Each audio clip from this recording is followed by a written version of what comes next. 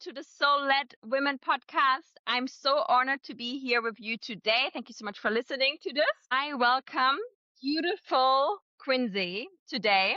Let me introduce you, Quincee. Quincee Lark is a visionary artist, somatic creative mentor, and the founder of Vision Seed, a project dedicated to create liberation and empowerment by providing creatives with the alchemy tools to become their own healer. Thank you Wow. so much, Nina. Thank you. Thank you, Quincee. How do you feel when you hear these words about you? That's a great question. I feel the joy of living a life in full alignment with my mission and my soul's purpose. And it's interesting because no matter how many times I hear this repeated back to myself, there's the joy of truth. It doesn't get old. The fact that I get to forge this path into the world, it's fresh every single day. So it's such a joy. Thank you. Thank you. Amazing. But I would love to know more. Yeah, great question. And I think that it's an obvious one, right? People are like, somatic creativity mentor, what does that mean? And how do we give artists alchemical tools to become their own self-healing system, right? The language it has to be a little lofty because the specifics are just that, very specific. So there's a few different ways that I help creatives. And I would say the first of which, and the core of which, is one-on-one work. So I have a framework called the MuseMap framework, where we go chakra by chakra through the body's entire energy system and thread the energy of creativity through each system. So we ground that through the elements. We ground that intellectually through the element of air. We ground that embodied into the body with Kundalini Kriyas, because this is what I trained in, as well as ancient somatic practices drawing from Qigong, Tai Chi, and the work of Stephen Porges, all of this polyvagal theory, right? Utilizing beautiful deep breaths and these somatic practices that really ground us. So that's the earth element. And then we have the water element, which is expression, right? So how do we actually share? And our mediums of sharing, our hands and our voice and our bodies. And then finally, fire, which is meditation, which is breath work. So having this host of tools and then anchoring it into the map of every chakra. So we as artists can navigate the world knowing, oh, okay, I'm feeling this in this part of my body. For example, maybe we have like a chronic tightness in the chest, like I do, like right here. And I'm like, oh, okay, that's my heart and that's heaviness. And then from there, with my map, I have tools. Everything becomes available to me and I know how to self-diagnose as well as tune into and listen to. And we're not diagnosing to be rid of as creatives. We're diagnosing to create into, right? So when I hear something in my body, for example, this tightness in my chest, I know how to feel it all the way, breathe into it, move through it, and also use it as the center point, the focal point of what it is that I'm creating. Because the process of creation is meant to alchemize emotion. That's why we've done it. That's why we started creating, right? The very first cave painter thousands of years ago felt something that they couldn't describe through their body, through language. So they dragged their fingers through that pigmented earth and put it on the wall of the cave to say something that they didn't know how to say yet. So that's the first thing, is the one-on-one work. Let me know if you need me to slow down. And then I distill that out into a cohort. So I teach that in a group space as well. But obviously we can't go as deep, right? And then I have a podcast as well, the Vision Seed podcast, where I have artists on and we talk about their process of creation as it relates to their body and their energy system, which has been such a beautiful gift. I have an oracle deck, which is also organized in the chakras, 7 cards for each of the 7 energy centers, and that too gives us an opportunity to come into embodied practice. All of the cards have embodiment woven into them and into the booklet that I wrote. And all of that is under the umbrella of Vision Seed. And then where it starts to get into the realm of my art is I'm a tattoo artist and oil painter. So the tattooing is another amazing way for people to work with me in the realm that Vision Seed orbits. The tattooing is maybe the most distant planet, but also a very deeply, dearly held one because it's a ceremonial act of adornment and it works with the energy alchemy systems that I use in Vision Seed. And so too do my paintings. So I suppose everything really is woven together. I know that was a huge overview, so hopefully that all made sense. This is so amazing. And yeah, I saw your card deck the other day by the universe. aligned. And I felt it was really, it comes from source. Like you channeled so much medicine into it. It's like so beautiful, and you're such a powerful healer. And it's like, it's amazing. So I'm so happy and grateful that you're here today and that you speak about your work. And I wonder, how did this come to you? Like, how did you channel this framework? Yeah. So I'm receiving that. Thank you so much for the invitation to share more, and thank you for the reflection of the channeled work. It's so beautiful when I'm able to feel that the work that I've done has touched someone, and it makes everything worth it. And I say this in my podcast over and over again, but if this touches one person and helps one person, my work is done. And the barrier to satisfaction in that way, everything gets to be a gift. So thank you. And Thank you. yeah, how this came to be is it's a beautiful story, and it's a challenging story. And I'm someone who really believes that our medicine lies deep within our wound. And I'm someone who grew up in a family system that always told me I was too sensitive, that I was feeling too deeply, that I was overreacting, and I was always really highly creative. So my map became to channel all of my emotion into art, right? So I would sit down and put everything that I was feeling into the framework of art. And that just became kind of second nature to me all throughout my childhood. That was my way. And when it came time to go to university, I studied psychology because it was the most kind of acceptable thing for me to study. I think that my family kind of expected me to do something that was going to be useful in the world. And I thought, well, I'm already a therapist at home, right? I'm already a therapist for the family, so I might as well continue on and become a therapist in the real world, in the big world. So I started studying psychology, but always wished I was an art student. And art was continuing to just be an anchor for me. It was my therapy for myself all throughout, college. And there was a moment during my senior year where I split up with a partner that I'd had for 5 years. We were together for a really long time. We had grown up together, had become very close to him, but I had also really fit myself into a box in order to function in our relationship, right? Because my home environment was challenging for me and dense, I came into our relationship really desperate to be loved, really desperate to fit in. And that meant a lot of self-sacrifice. So when we finally parted ways, I felt all of the energy of myself that I had abandoned, that was somewhere out on the horizon, come snapping back into my body. And Pina, I was like, what is happening to me? This is ridiculous.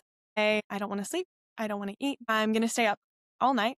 This went on for 3 weeks. Stay up all night. I'm going to paint all night. I'm going to fill sketchbooks. I'm going to write poetry. All the while, I'm still in my senior year of college. It's deep COVID. So there's this overtone of kind of isolation and estrangement from the world at large. And I'm getting straight A's. I'm able to focus, but at the same time, I'm able to also divide my attention and have this entire creative realm that's thrumming and alive. And I'm getting sent these visions all day long. And I have no choice but to just translate them through my body. And I had been practicing yoga since I was 6, but here I was during this period of my life, this 3-week period, and I was like doing yoga in ways that I had never done it before. And breaths were opening up that I was like, I never wanted to breathe in that way, but right now I need to. I just need to. And then I was getting like, mudra, and this energy needed me to move it in this way. The friends I was living with in the house that I was living in college, they thought I was manic. Throw her in the loony bin kind of deal. I was living with 3 other women who were also psychology students, so there was a really ingrained tendency to pathologize energetic experience. On my way down, I asked myself, what was that?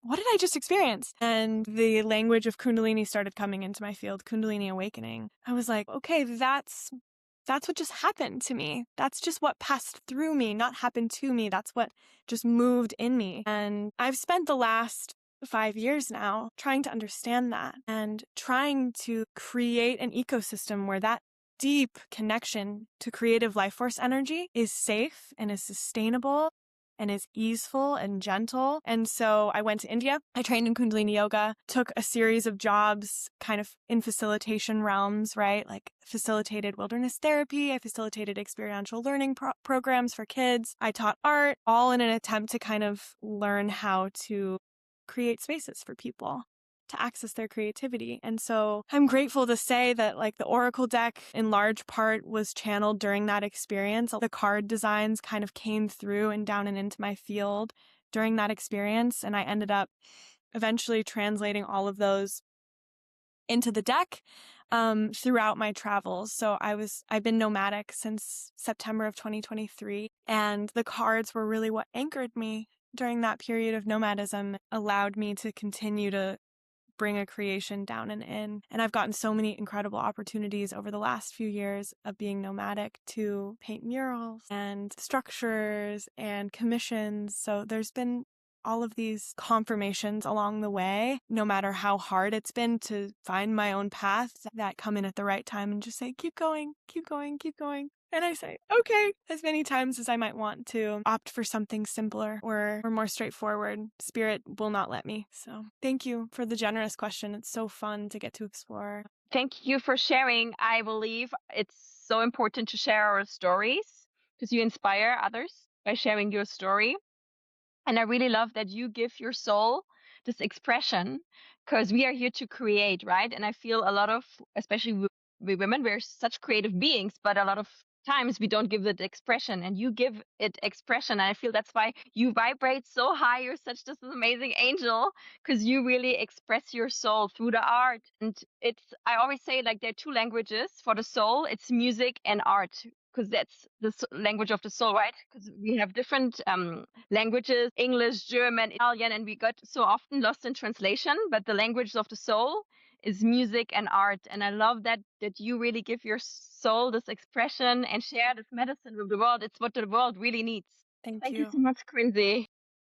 Yeah, This is I'm feeling amazing. myself want to tap to let that in and like find space in my heart for that reflection. Yeah, thank you for making it easy to find that space. You do it so well. You're such a powerful healer. Thank you so much. I wonder, do you have your cards with you right now? Yeah, let me grab them. Yeah. So this is my deck, Vision Seed Oracle. It's got this fun holographic front. So there's 108 pages, like 108 beads of a mala of this booklet. And then I have the cards, and I'll just kind of thumb through some of them. Wow. So we have So beautiful. the 7 chakras. So they're colored accordingly, like heart, solar plexus, sacral, root. We just got lucky there with a little run. And crown, throat.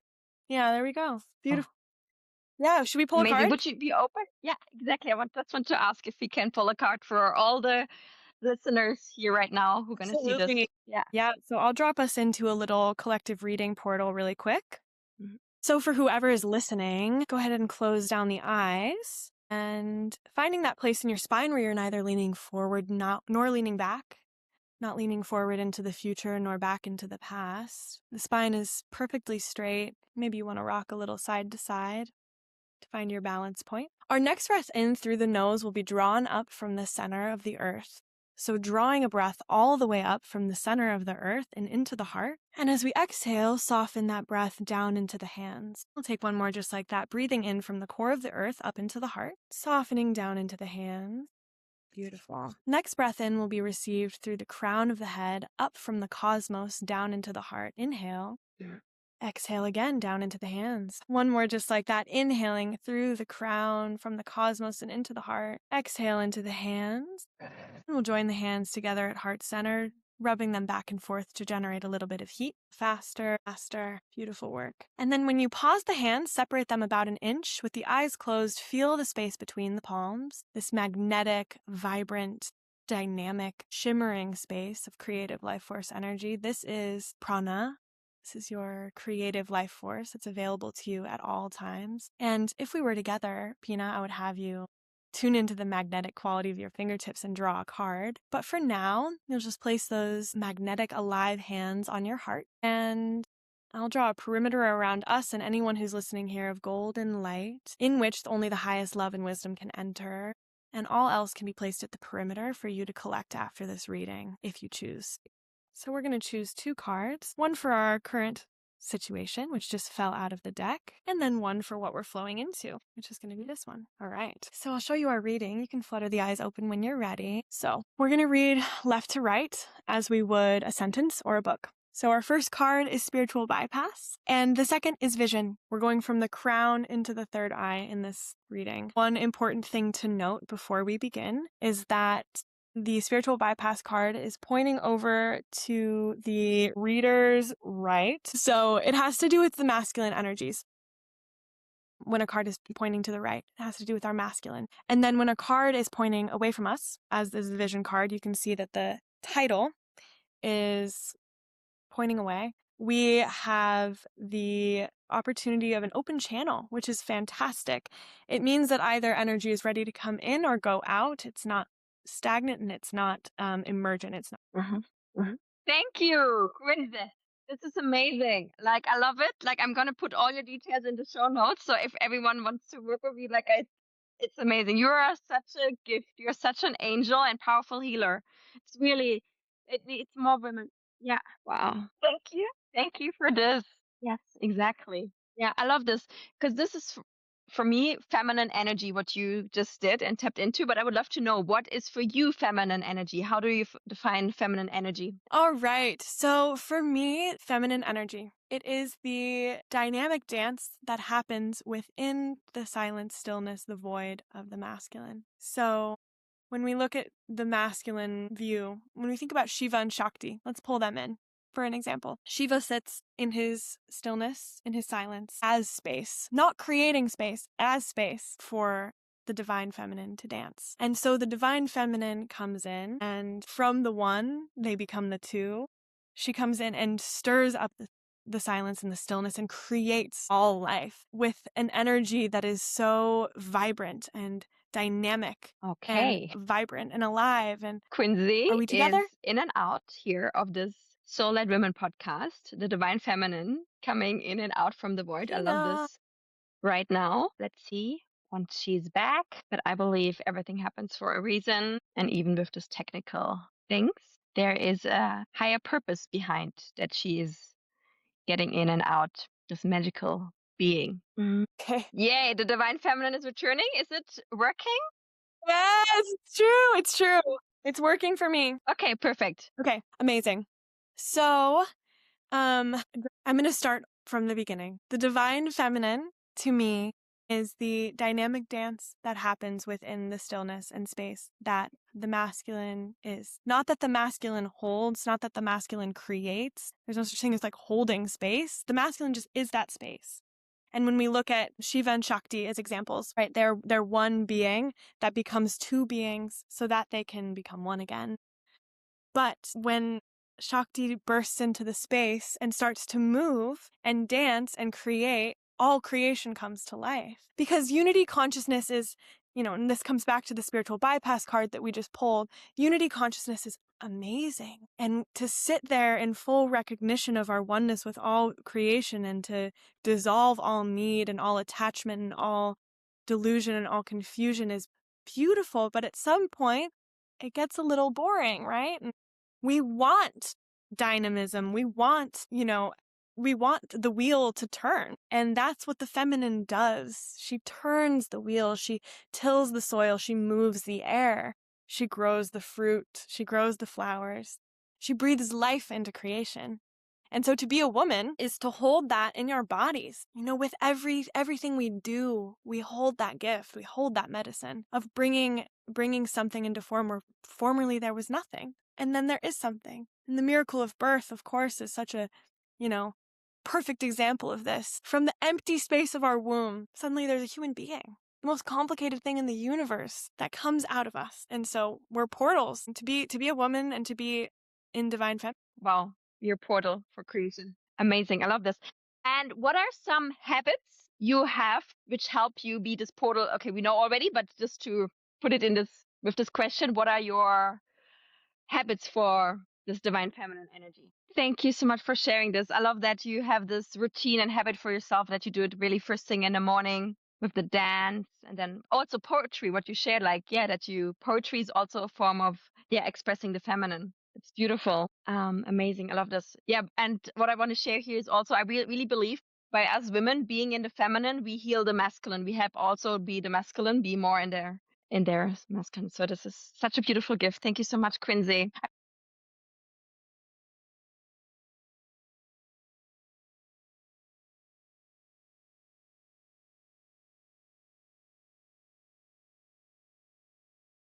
Yay! Amazing.